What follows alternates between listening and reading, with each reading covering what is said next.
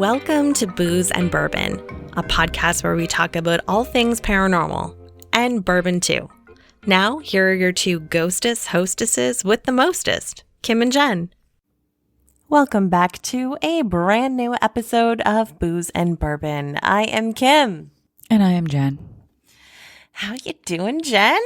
It's great to be back beside you. I know, really? So cozy. Exactly. I am quite excited. Today is going to be a fantastic episode.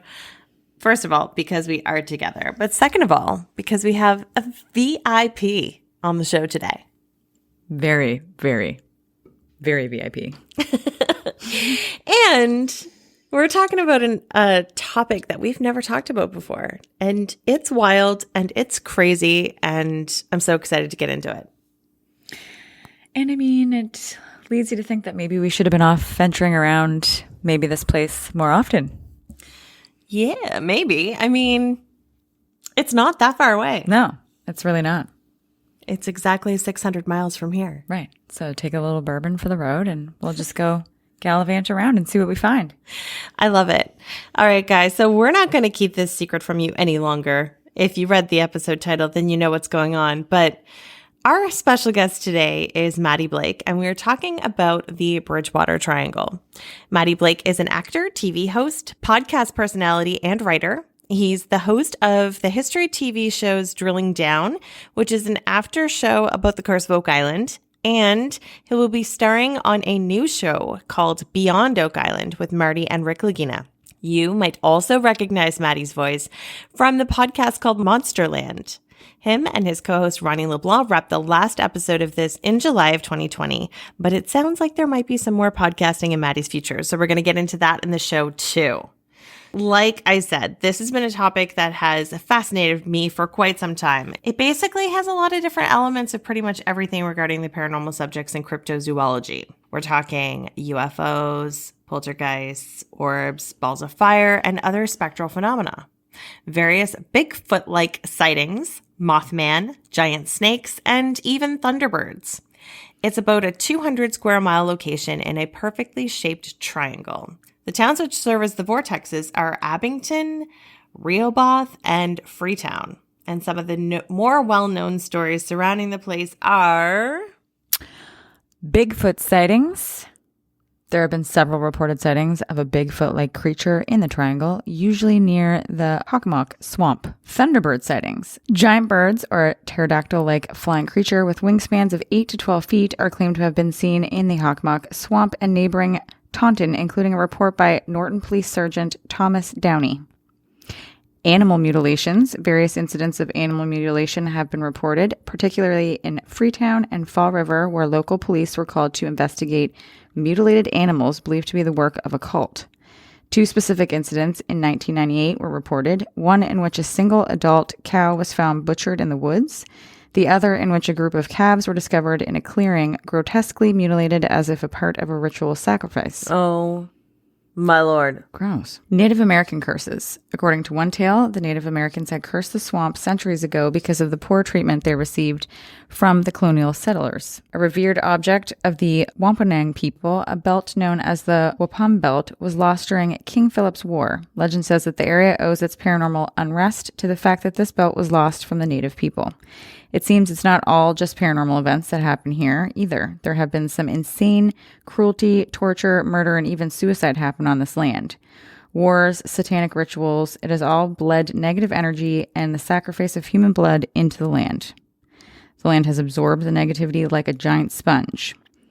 Is it all of these acts that have cursed the area to be so haunted and feel so wrong, or has the land always been this way? Is the land to blame for these gruesome events? That's a very good question. That's a lot. Yeah. Okay. There are so many stories about this place. We probably would be able to have a decent season of a podcast just diving into this topic alone. So we'll try to highlight some of the craziest stories that we've heard and dive into it. We'll let you do the rest of the research on the place for yourselves. First of all, the Puckwudgies. The Wampanoag tribe tells stories about Puckwudgies, tiny gray goblin-like creatures that are said to inhabit the swampy regions of eastern Massachusetts. These creatures allegedly live around the Hockomock Swamp are described as bipedal porcupines with oversized noses, fingers, and ears. These tricksters can shapeshift, they can appear and vanish at will, and are known for luring people to their deaths. They like to confuse travelers, disguising paths, and new ones appear. Once they have their victims where they want them, usually dangerously near a cliff, they blind them with sand and push them over the edge. They can also manifest fire at will and have allegedly attacked people directly with tiny spears. They are believed to be the vengeful souls of Native American warriors. A Native American war took place here. You don't have to believe in ghosts or other worldly creatures to find this stretch of land unsettling. The things human beings have done to each other within the Bridgewater Triangle is chilling enough. King Philip's War, also known as Metacom's Rebellion, ravaged southern New England from 1675 to 1676. It was an attempt to drive out the English settlers, led by King Philip. Metacom, the Pokanoket chief, together the Wampanoag Indians, the Nipmucks, Pocumtucks, and Narragansetts all launched a bloody uprising that destroyed 12 frontier towns. The brutality was unfathomable. There was no restraint shown on either side. In fact, calling it a war hardly seems accurate.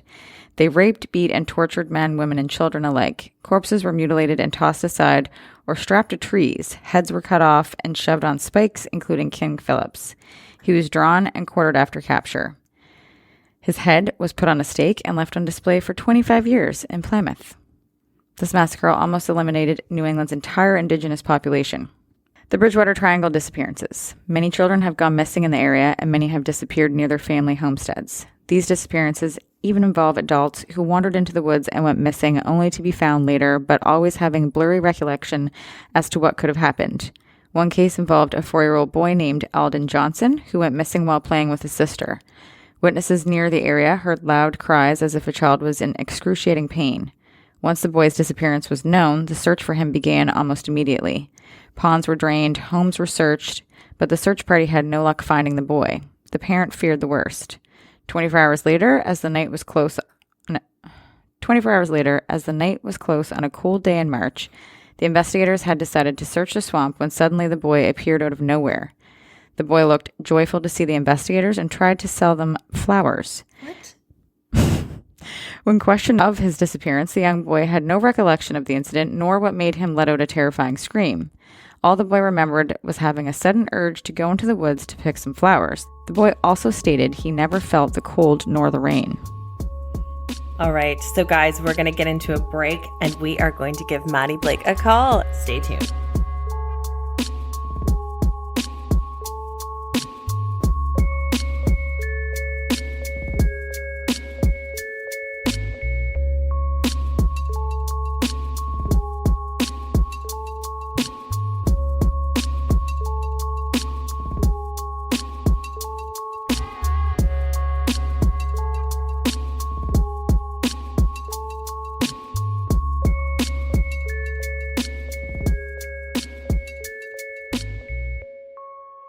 Matty, thank you so much for coming on the show with us. You are a lot closer to this place that we're going to talk about today than what we are. What can you tell us about yourself? I know you've got some really great things going on right now. The Curse of Oak Island drilling down.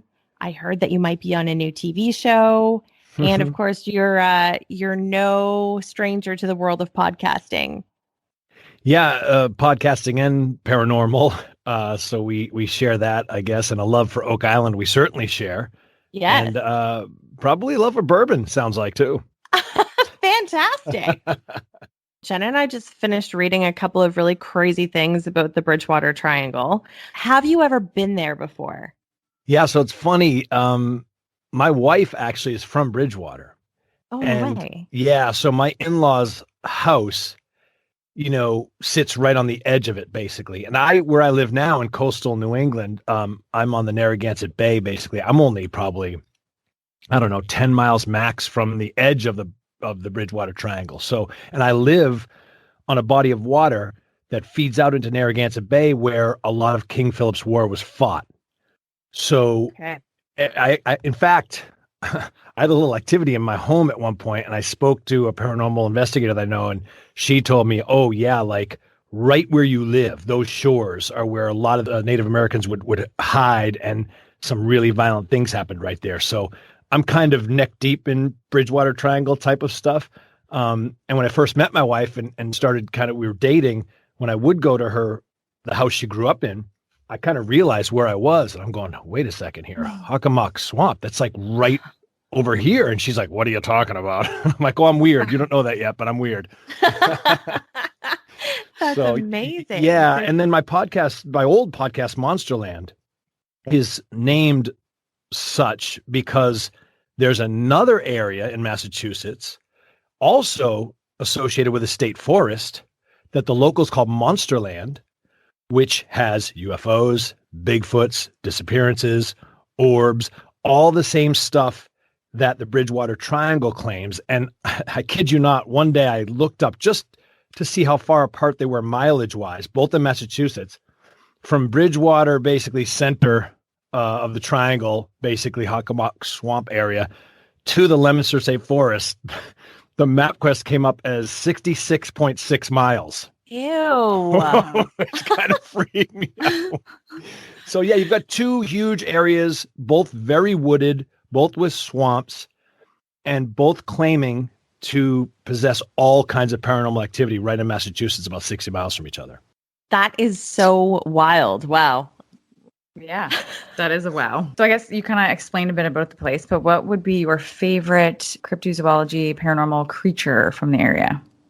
Definitely Bigfoot. That's the cliche, but some of the Puckwudgie type stuff. There's one witness, this guy whose name escapes me. He was a very credible witness because he held on to the story for like 20 years. He's actually featured in Lauren Coleman's documentary about the Bridgewater Triangle. Just a very believable type of guy. He held on to the story. He ran into one of it's almost like a mini Bigfoot, the way he described it, with a pot belly, talking to him in some kind of weird language. And he said, I was too ashamed and embarrassed kind of to tell the story. So I held on to it for 20 years. Then, and by the way, he had no idea about where he lived in terms of the Bridgewater Triangle. And then when he found out about all this, he said, I better share this.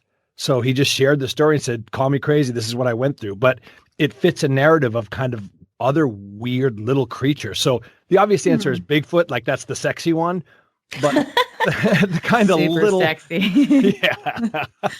The kind of little Puckwudgie guys are interesting too. And they seem to be trying to draw you in, which is odd. So I what do you make of that? I don't know. That is so crazy. I was reading that the Puckwudgies will try to blind you with sand and then get you close to a cliff to try to do away with you. Yeah, it's just odd. Spears or something too, right? Yeah. Yeah. Almost like tricksters. But there's like a mischievous side, a playfulness or a trickster type of element to it. It's very strange. Yeah. Yeah. I know of another place that's pretty strange too. We're going to get into that in a minute. But awesome. Have you ever done any investigations in the area since you are so interested in the area itself? Yeah, absolutely. As part of my old podcast, Monsterland, we went out into Monsterland a bunch of times and we did some hunts. I've also gone out into the Bridgewater Triangle area alone many, many times because as I said, the in-law connection, my wife's family. So I'm always there. And whenever I do, I try to walk a dog or go out towards the swamp or, just hit the edges of it and see if I, pick up anything or anything weird happen. I will say that nothing has ever happened to me in the quintessential area of the Bridgewater Triangle, but in the Monsterland area, we did have some weird events. I've also actually been squatching in Ohio at a very famous area for Sasquatch hunters. And we went out at night and we definitely got activity. We saw floating red. It started as an orange orb coming at us. First of all, the people I was with, and you can hear all this on the old Monsterland podcast, but we felt like we were getting tracked. Cliche story. The people we're with started saying, they're around us. They're following us. And then we saw an orange orb come through the woods. As we all saw it at once, you could hear the audio of us all going, oh my God, look at it. Oh my God. And it started kind of changing colors. And then it became the best way I could ever describe it is two red glowing eyes. Oh my God. At about 8 feet, we estimated about 8 feet tall. We went back the next day just to see, could there have been like a hunter with a, goggles on or whatever. But if you had even walked through the forest just 5 feet from where we were, you would have made so much noise because it was so thick. And this thing was moving. So it really appeared to be two floating red little orbs or eyes. And I was never able to make sense of what that was. That is absolutely terrifying. And when you were talking about you going out with your dog by yourself in that area, I'm thinking, wow, okay, you're pretty brave. I don't think I'd be able to do that. No. Yeah, I don't know. For me, it's like, it's funny, me and the late Kevin Burns, who just passed, unfortunately, who created The Curse of Oak Island, we would always say, well, he said it, he came up with the quote. He said, a show like Ancient Aliens, or even to a certain extent, The Curse of Oak Island, if you extrapolate it, it's a search for God. It's a search for meaning. It's a search for truth. It's a search for answers. Right? We all have this yearning inside us.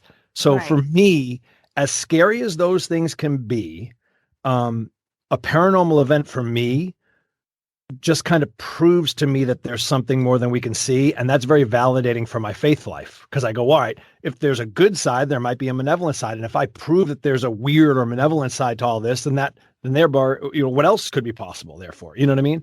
So I find it scary in the moment, maybe, but it's validating to me. If things exist I can't explain, then maybe God is real. That is such a good point. Jen and I are gearing up to do another season of a TV show that we're on here locally in Canada called Haunted. And I've been trying to psych myself up to ghost hunt because, after being away from it for a month or so, it kind of, that the whole sense of me not being scared all the time just kind of goes away. And now that I'm going to be enriched in it again, I'm like, am I ready for this? I have to ready. Oh yeah we're ready. But I have these crazy nightmares and dreams, and I often would say like that the dream that I had of my grandmother when she passed was the whole reason why I got into the paranormal, because it was, like you said, it's that searching for God, searching for the afterlife, and looking for answers. So having these crazy dreams about potentially people I've never met before and getting messages, and it's already been happening before we go to our first location, definitely freaking out. So I like the way you think of things and the way you put it. I appreciate that. Yeah. If that stuff is real, then the other stuff is real, Right. So yeah, I find comfort in that. With us investigating, we're kind of big on you walk in and you get that initial feeling, whether it's, somewhat positive or something's there, it might be very negative. So I guess my question would be like, do you get a feeling, or have you gotten a feeling from the triangle itself, or would it be like similar to when you approach Oak Island, that kind of thing? Oak Island, 100%. It's just one of those places. The Bridgewater Triangle, I can't differentiate just the spookiness of the area with the feeling of supernatural. Do you know what I mean? Mm-hmm. So I can't say that. Monsterland, that area of Leominster, I definitely had more of a paranormal feeling. So I'm trying to, that's why I'm trying to go out there more in the Bridgewater Triangle area to say, all right, am I just feeling that this is a spooky place? Am I picking up on that? With Oak Island, there's a whole long story with me in Oak Island and a feeling of destiny, fate. I walk on that island, I feel it. And a lot of people that I meet feel it too. It's just one of those places. Now you can, if you're scientifically minded, you can justify that and say it's electromagnetic. It's one of those places that sits on this latitude, longitude, or, that's fine, but it's not nothing. Like you feel it, and equipment breaks all the time. Weird things happen all the time. People see things. People claim to see things time and time again. The most practical people you can think of that would call a lot of the stuff that we like to talk about hogwash will then tell you, well, yeah, I heard a voice on Oak Island. Like, what? What? So yeah, it's just Oak Island. I definitely feel it. I felt it from day one. In fact, when I auditioned for the job, it was the first and only time in my career where it was almost like a locution, like almost like a voice. It was like, oh, I'm getting this. And, wow. And I had dreams about Canada. It's a long story, but I had a family connection to Canada. I had said to my wife, I think I need to go back to Nova Scotia and finish that up. And she goes, why? I said, I'm having dreams about it. And she's like, that's weird. And then like literally the next day I said that to her, my agent called, or I got an email, I forget. And it basically said, hey, there's this new show. They want people into this, kind of mystery stuff. I know you're into that. But the only problem is it shoots in Nova Scotia, Canada. And I'm like, wow. So from day one with Oak Island, I felt a connection. So I always feel it every time I'm on the island. And I've been there, more times than I can count. Yeah, that is so amazing. It's calling for you. Yeah, I guess. And everyone that works, like even the team, everyone will tell you, like, even if they didn't feel a sense of destiny to be there or something like that, they were fated in a way to be there. When I was a kid, I read this article and my dad knew about it, or what, and then all of a sudden now I find myself working on the island. There's so many stories like that. It's like, it beckons certain people. Yeah. I mean, I've been obsessed with Oak Island for as long as I could basically read. And I always wished, like, my dad was a very well-known businessman in Nova Scotia. And I always used to say to him, I'm like, Dad, you need to help at the Blankenships. You need to invest money. And my dad's like, that's a really risky business move kind of thing. I don't think so, Kim. And like, he would listen to like an 8-year-old girl. Yeah. But anyway, yeah, I've always been very obsessed with it. And it's funny you talk about scientific people and they want to get rid of the whole supernatural side of it. Mm-hmm. And Tony Sampson, he's definitely heard some things. Even more recently in the swamp, he heard somebody saying his name, and him and I were taking a tour out not that long ago. And when we get to this area known as the Oak Island Triangle in the water on his little boat, it seems the GPS goes crazy. And I stopped the boat, and we were talking about supernatural stuff with Oak Island to the people on the tour boat. And we stopped the boat, and Tony's like, okay, let's look at my GPS right now. I want to show you all the markers that I have pinned on my GPS plotter from this exact same thing happening. And he's like, science says, he's like, that, there's probably a shipwreck or there's a lot of metal underneath here. Like you said, magnetic. But then he also talks about the fact that there's been some local Buddhists that have favored the area for years. And apparently there's one guy who turned out to be an author and mildly talked about it in one of his books. But it's really interesting. I mean, you can, yes, science the paranormal away, but I think that there's just so many things that happen on the island that it's not really debatable anymore. Yeah, there's no doubt. I always say to the non-believer fan of Oak Island who, for example, I think I talked to you offline when we were setting up the interview. I mentioned that we did a paranormal special a couple of years ago. Yeah. And I really wanted to do that special, obviously, given my interest. Mm-hmm. And I think for a time it was kind of like, we're not a ghost show. And I'm like, yeah, we're not a ghost show, but also the name of the show is The Curse of Oak Island. So inherently in there's some spookiness, right?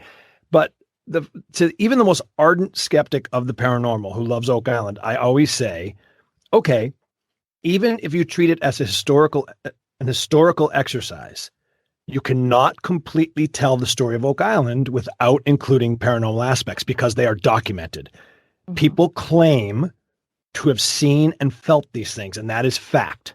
So to me, it was just like, we're not telling the complete story unless we include this stuff. There's so many examples of the curse itself. Let's take that for just 1 second. The first real tangible written example of there being a curse, quote unquote, was in, I think it was 1967, might've been 64, somewhere around there.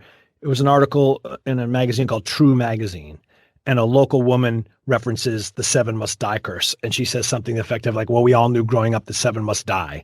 Like it's an old pirate's curse, probably passed down orally throughout the years that maybe Captain Kidd left this curse or something. But other than that, there's no real tangible one thing that tells that story. But what you do have are tons and tons of, unexplainable events. Everyone from Dan Blankenship, by the way, the most practical guy in the history of Oak Island, maybe, who told me, offline that he had an unexplainable experience, which I don't share because he passed before I got his permission to share it. I don't think he would have minded, but suffice to say, he had an event on the island that he could never explain, and it strictly would fall in the category of paranormal. His son, Dave, also no nonsense BS, doesn't put up with BS well, kind of scoffs at the curse stuff. And as I said earlier, we'll tell you in the next sentence that he saw basically a UFO or a fireball coming across to the island. So, these things happen. Peggy Adams, the little girl who's a daughter of the caretaker, sees redcoats, British redcoats, landing at Smith's Cove, and big ships. She described they're redcoats. And of course, the father runs down. There's nobody there. Then later she sees a picture of the iconic British redcoats and says, that's who I saw on the beach.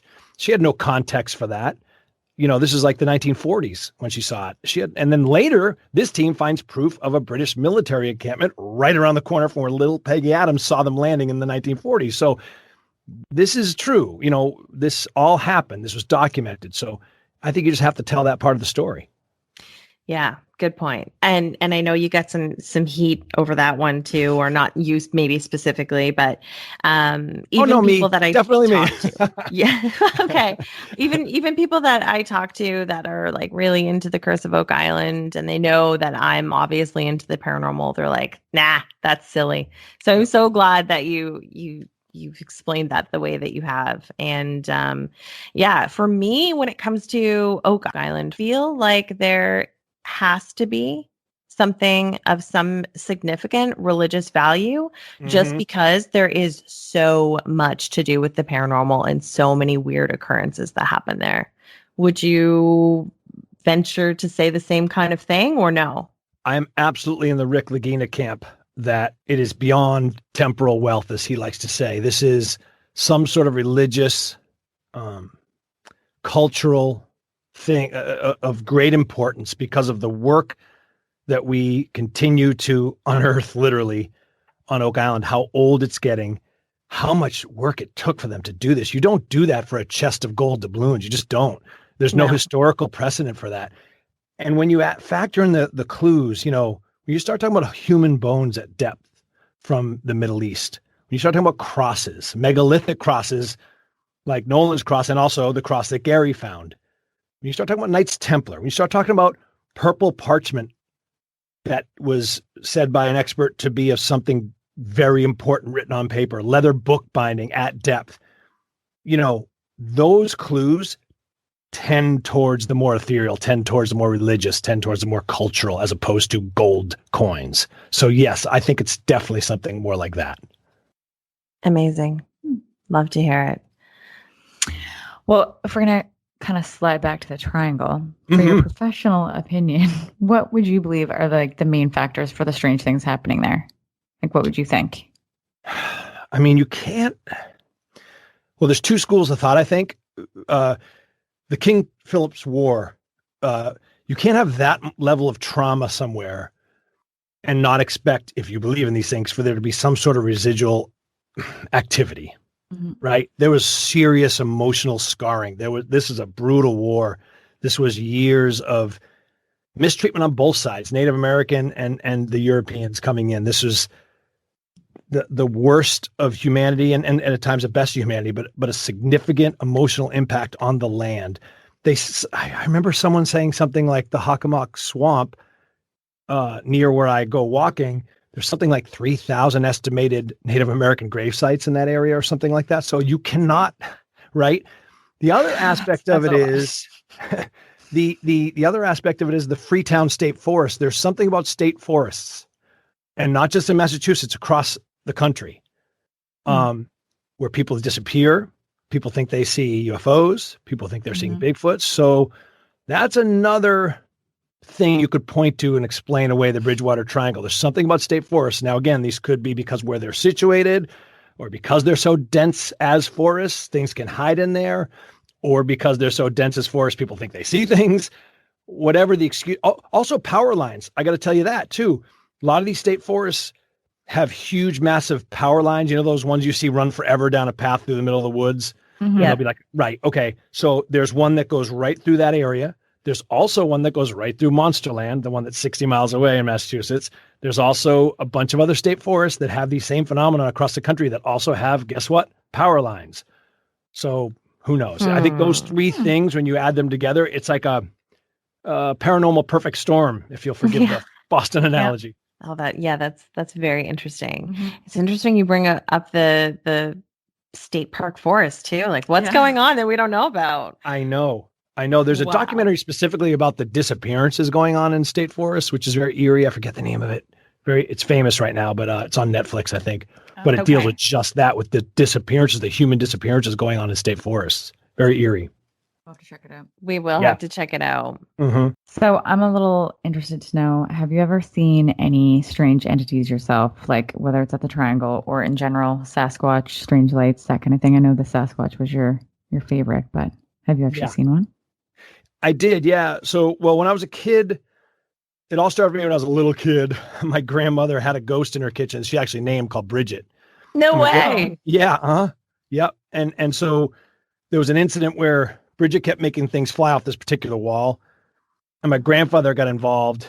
And so he put like a fish hook, basically, where you'd have to kind of lift the thing up to hang it. So in other words, if anyone were going to take this frame off the wall, you'd have to actually kind of lift it up. It would be very difficult. Oh. And he goes, "This will stop her." And, like a cliche ghost story, he hangs it, goes in the other room, and you hear, smash and slide. And the picture just came off the wall and slid across the kitchen. So like I kind of grew up with that as the backdrop. And my grandmother told stories about her mother having predictive dreams. And so when I was about, I don't know, I've tried to figure out how old I was. I think 9, maybe. I had a pet and I had a dream that the pet died. And when I woke up, the pet was dead on the bottom of the cage. It was a bird. Oh, and so I immediately was like, oh no, do I have this? What my grandmother's mother had, and these stories that my grandmother told me about back in Ireland. And so I kind of grew up in this kind of stew of paranormal things being possible, and I grew up, I'm old, sorry, but I grew up when In Search Of was on that show that actually featured Oak Island. And I remember, Sasquatch turning and looking into the camera, and not the Zapruder film, the Patterson Gimlin film, Patty. And when that Bigfoot looks at the camera, I was done, like that was it. I just had to learn more about that stuff. And then in my 20s, I saw what I believe to be a full body apparition that really took me to the next level of this stuff. So for years, I was like the ghost UFO friend that you had that always talked about it, but I always talked about it kind of like offline, because back then it's changed so much, right, guys? I mean, in the time you've been doing this podcast, probably even like, I think the Tic Tac UFO video from a few years ago really went a long way. And people that used to kind of mock me for this stuff are going, "Hey, what's going on with the UFOs? You were talking about this for 20 years. And I'm like, well, I'm not telling you because I used to tell you, made fun of me. So you have to research yourself. But exactly. Yeah. So I kind of grew up with it, is the long-winded answer. And yeah, in my 20s, the big one was I saw what I believe to be the ghost of a boy. By the way, a story I didn't believe when people told me. I'm like, of course, this house is gonna have a ghost story, that type of thing. And then I heard it and saw it one night, and that changed my life. That's amazing. So you got all kinds. Yeah, a little bit of everything. A Bridget ghost. You even had she had a name. I know. Isn't that amazing? Yep. That really is. So Jen has a couple maybe ghosts in her house. Doing renovations right now in her house. And because of the renovations, it seems like there's an uptick in strange activity. Do you have any tips or tricks for her? Yeah, please share. I mean, their names are Robert and Sharon, if you wanted to know. You've named them? No, that's their actual names, because I purchased the house they both died within 2 weeks of each other, and I bought the house from their son. So. Oh my God. So you actually know. Yes. And I kept some of their mirrors. I know that's not a good thing, but they left them and they were really nice, and I just kept them. So that could be it too. Are they seeming to be like, is it innocuous stuff? Like you don't feel this is just noises, or? It's not even that I feel it's not negative anymore. I actually didn't notice it too much until I got a dog. And then as a puppy, I thought the dog was like blind or something was wrong with it, because he squealed and barked every night between like 2 and 3 in the morning and just like lost his shit basically. And I was like, I don't understand what's happening. And there was things ever since then. I have a roommate. She started seeing things and hearing things. The floor is creaky. So like, there's no other explanation, because we've checked it all out. Like we've done our little tests, like, is the window open? Is there a draft? Is there this? And Well, it sounds, I mean, knowing the little I know, do you have a faith life at all? Are you religious at all? Or do you have a faith? Yeah, I mean, like, I don't say my prayers every day, but I am very religious, and I do like. I have said like a few things, like done what like my grandmother would have told me to do, but like I don't feel threatened by it. It's just that it's to the point now where it's like every day there's something. So it was more of like the annoyance of like, Okay, guys, I get it. You're upset with my renovations, but like, Yeah. you know, Well, some that's nights I just don't want to hear it. right. So in my experience on these things and doing the podcast and all that and my life, I can tell you that like 99.9% of this stuff can be handled with a declaration, like a spiritual authority that you take over the home, even if it's you just feeling it. You don't have to have a ceremony or anything like that, especially if things aren't bad and it's just kind of like what you described. You can just set an intention, spiritually based. Hey guys, I know you lived here for a long time. This is my home now. Do it that way. This is a home of light and love, and you can move on. And that seems to be a very powerful. And if you do it in the name of your God, that and one in particular, I don't want to make it a Christian podcast, but one in particular seems to work. Invoking that name has great power in these things, and it'll most times calm everything down if that's what you want. You just say, "This is my home, and it's a place of love," and invite you to move on, and no bad feelings. It's kind of funny that you say that because I said to Kim the other day, I got annoyed at one point and I said, okay, Robert and Sharon, I know like you're annoyed, but this is my house now. So you just have to let it go.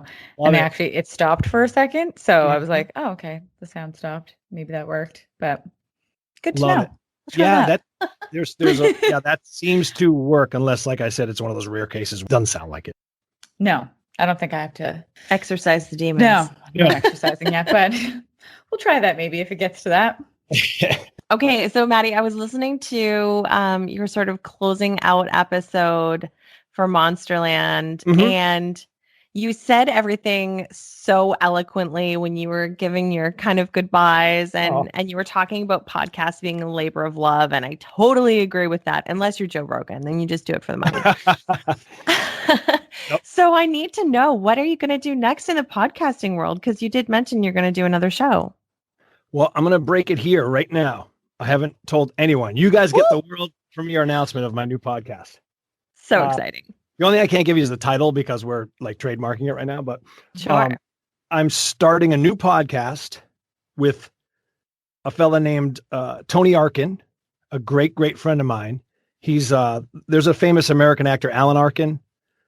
He was in Little Miss Sunshine. He won the Academy Award. Yeah, he's a very, very famous actor. He's his son, and he's a filmmaker. He's a director. And what we're going to do is we're going to analyze and review each week a new place in which paranormal pops up in popular culture, whether it be a piece of music, a piece of art, a book, whatever. We're going to deep dive on that and kind of explain how it fits into paranormal in general and why it's surfacing now. Like, for example, the new scripted show that's coming out called Bridgewater Triangle that I think FX is doing. That is definitely something we would tackle and review and rate and have fun with, because he's a filmmaker and you know what I do. So I think we're kind of skewing our expertise into a more specific area in the paranormal, and that is how it appears in pop culture. I love that. That's so cool. When Jen and I first started doing the podcast, we used to do like a very short little blip about pop culture. What's in the news with paranormal right now? Yeah. That's so awesome. Very proud of you. That is Thank you great. so much. Thank you. I can't wait to see it coming out. I would say before Christmas, certainly. Oh, so soon. Exciting. Yeah. When that comes out, you're going to have to, we follow you on social media, so we'll see it, but we'll reshare it so everybody listening today can tune in too. Thank you. That's sweet of you. Well, I guess we're going to close out, unless there's anything else that you specifically wanted to proclaim, but I do want to grab all your social media tags where people can find you and follow you. I have a fan page on Facebook, the Matty Blake fan page, and sometimes I do live post-show little videos, and people seem to enjoy that. Like after an episode of The Curse of Oak Island, I will just start talking about that episode, and people like that. So that's the Matty Blake fan page on Facebook, and then on the rest of social media, I'm at the Matty Blake. That's 2 T's, Matty Blake, Blake, at the Matty Blake. And I've nothing to proclaim, but I would like to say, for you Oak fans that listen to this podcast, Kim and Jen's podcast here, we have a new show coming out that I'm really excited about, and I think real true acorns are going to love. It's going to air after The Curse of Oak Island. It's called Beyond Oak Island. And basically, Rick and Marty are going to be exploring other treasure mysteries around the world. People are going to bring Rick and Marty, basically their Oak Islands, wherever they are, and the stories that have fascinated them and that they are pursuing. So if you love treasure mysteries and you kind of love Oak Island, you're going to love this show. It's like an expansion of the Oak Island universe. Very exciting. That is so exciting. So it's going to be weekly after the show? I don't think it's going to run because of COVID. We kind of got stopped in production. So there's going to be less Beyond Oak Islands as there are episodes of The Curse of Oak Island. But when they do air, they'll be after The Curse of Oak Island. I don't know how many they've been able to, kind of put in the can, as it were, and have fully produced. But I'm lucky enough to be involved in it. And Rick and Marty asked me to kind of join those searches. So what I do know that we do have, the episodes we do have, are going to be a blast. People are going to love them. They're really fun. That is so exciting. And myself, I'm very excited for that. Mm-hmm. Good. Good. Awesome. More Rick So and Marty. great. Nothing wrong with that. Yeah, exactly. There are some diehard fans out there. Ooh. There's lots of obsessive ladies as well. Oh, That's awesome. It's great. All right, Maddie. Well, thank you so much for joining us on the show. it's very fun talking to you. It And was so thank much you for your fun helpful talking to you. tips with my ghost situation. I hope it helps. And if it gets worse, call a Catholic priest. Don't call me. Yeah. That is amazing. Well, thank you guys. so very much. And we will be talking to you soon. Awesome. You guys are a lot of fun. You do a great job. I appreciate it. We will be back next week with another exciting episode of Booze and Bourbon. You can find us on Insta famous we are, Booze and Bourbon. Facebook, Booze and Bourbon, the podcast. We, is it Twilight on YouTube? No, it's not Twilight. Are you in a Twilight Spotlight? Zone? No, what is that word that you use? Anyway, we dabble. Moonlight. God. On YouTube occasionally. You can listen to us on any app provider of podcasts. We're also part of the ABV network, so you can find us on there as well. I think that about covers it. I think it does too. So guys, thanks again for listening to today's show. We sincerely hope you enjoyed it. We enjoyed talking to Matty Blake. He is awesome. Even if you're not a Curse of Oak Island fan, you should definitely check out all of his paranormal work and go follow him on social media. Thanks again, guys. See you next Friday. Booze and Bourbon is part of the ABV network. For more information or to advertise on the show, please head over to abvnetwork.com. Thanks for listening, and cheers. This has been a Steve Akeley production.